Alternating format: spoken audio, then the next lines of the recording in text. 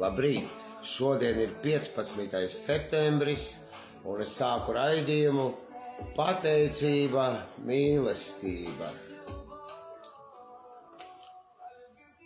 Jā, ir tāds aizvietotājs. Tas ir pat kaut kas vairāk. Tā ir mana raidījuma filmēšana. Pateicība, mīlestība. Mana dzīve beidzot iegūst jēgu. Dzīve ir labāka.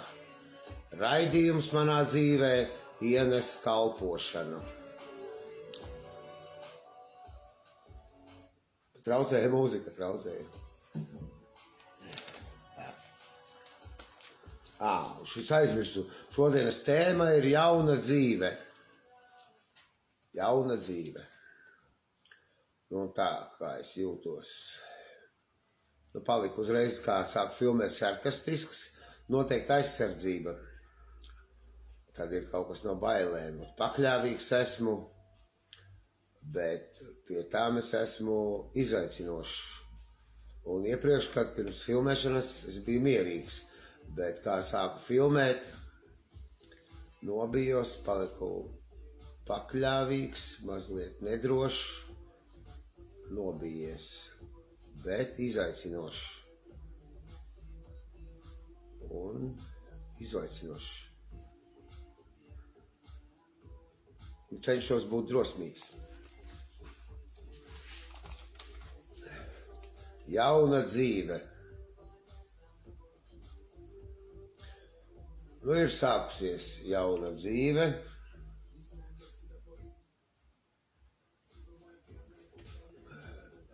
Dzīve ir jauna, jo šodien es pamodos jau tur 12, tad 2, 4 jau pamodos, domāju, ko es tur nīkšu tajā gultā. Visādi darbiņi ir ļoti lēnām, pilnīgi bez steigas, jaunā dzīve iestājās, jūtos mierīgs tāds. 4,27 lapiņu rakstīju. Tagad ir 5,11. Velku tā laiku garumā, bet visus mājas darbus izdarīju. Vakar jau izdarīju pusi no mājas darbiem, un šodien vēl 2 lapas izlasīju. Lapas puses, pareizāk sakot, lapas puses. Un kā man izpaužās jauna dzīve, un tā raidījumu es piefiksēju klāt, kas sapratīs. Jo šodien es arī braukšu kalpot, jo es pirmdienās vadu sapulces, pirmdien. Tur nekas tāds vispār nav, nekas tāds. Bet, jābūt ir pusstundu iepriekš, tā kā varbūt, tad, ja nebūšu, kā cits ieņems manu vietu. Konkurence baigā. Un tā ir mana jaunā dzīve, un jēga ir tāda, kad es to esmu izlēmis, es celšos, šitā agri celšos, ko darīt, ja es tā ceļos. Tur vēlāk pasūdzēšos. Bet, filmēšu raidījumu, kamēr es tur vēl visu saspaidīšu, tur nav viss tik vienkārši. Stunda aiziet, un šodien ārā lietus līst. Nezinu, kā tikt, salīšu. Vai salīšu noteikti. Bet varbūt augstākais galaktiskais spēks man lietu noņems nost, jo Latvijā gadās, kad ir lietus, un viņš var nebūt, kad es braucu, un tad var atkal uzlīt. Bet dzirdu jumts, pilina visu laiku. Un tādā veidā es pirmdienu kalpošu no rīta, un piekdien es arī kalpoju. Un tas ļoti disciplinē.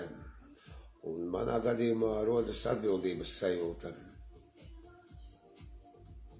Jaunai dzīvei esmu pienācis diezgan atbildīgi.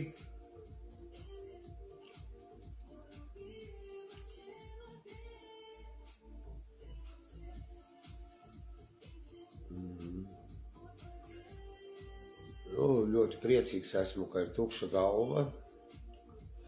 Un tā jaunā dzīve manā gadījumā ir kāda. Es, piemēram, agrāk domātu, kāpēc es tur 4 možos no rīta. Es vispār neanalizētu. Noteikti, ka pa maz vakar iedzēris esmu.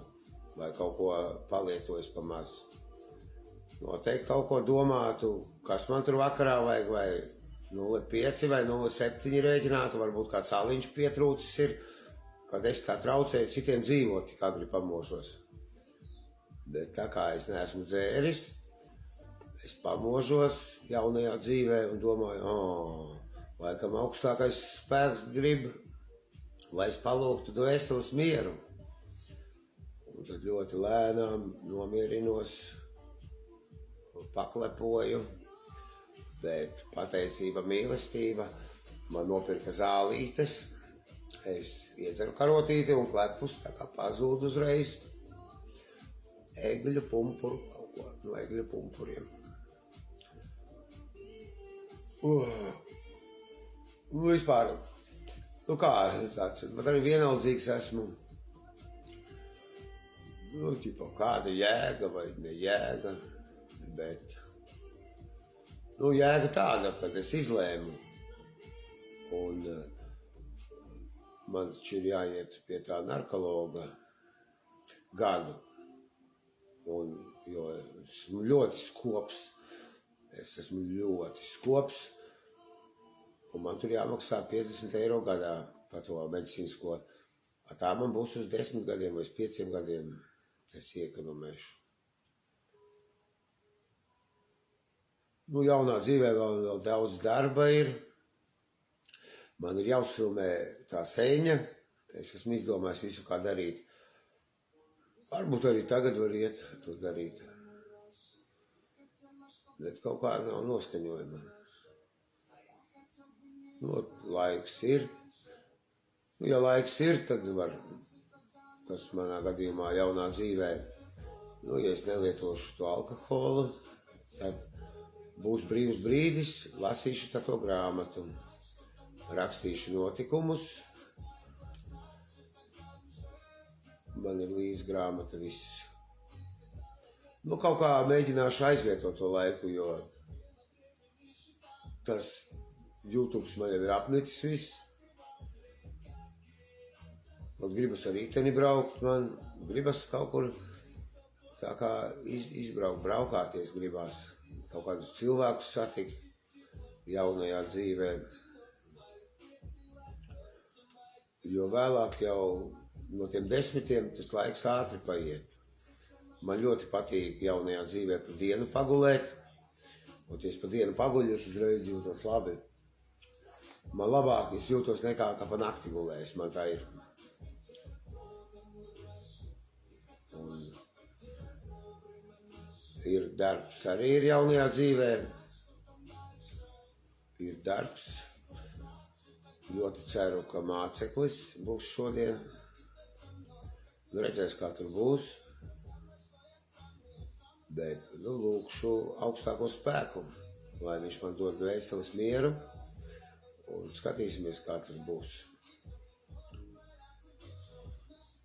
Jocīgi. Noteikti es vakar visu izrunāju, tāpēc man šodien nav ko runāt interesanti, jo vakar es biju uz psihoemocionālo masāžu, un viss man patika ļoti, es jau 3. reizi biju.